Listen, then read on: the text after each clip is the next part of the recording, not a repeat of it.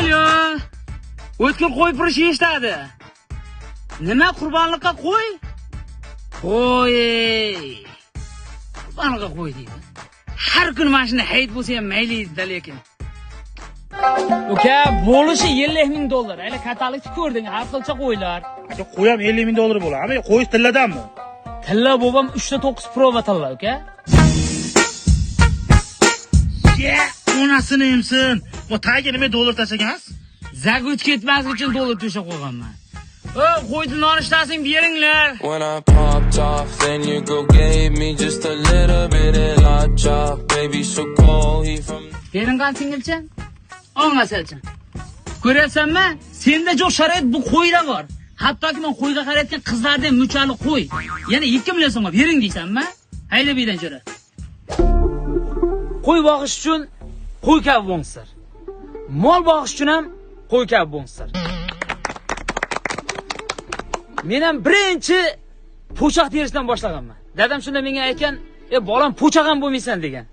Mana ko'rib turibsizlar, oydagina motivatorman. Ustoz savol maylimi? Nimaga shu oxirdagi qo'yni dumbas katta? Buni laqabi qo'yiza. Qo'yiza, ha. Shu uchun dumbas katta. Qo'ydan zo'r daromad olish uchun qo'yni 1 yil davomida umuman sotmangsizlar. Shunday qurbonlik boshlangandan milliardga sotasizlar. Ko'ryapsizlarmi qo'y kuyum qanchalik darajada baland? IQ. Thank you. O'quvchilaringizga hayitlik qilib bittadan qo'y bermaysizmi? Juda ham virgul savol bo'ldi. Hayitlikdan men emas, ishonch do'konlari beryapti. Har bitta 3 million so'mlik xarid uchun bitta sovg'a, 6 million so'mlik xarid uchun 2 ta sovg'a, 9 million so'mlik xarid uchun 3 ta sovg'a. Xullas, va hokazo.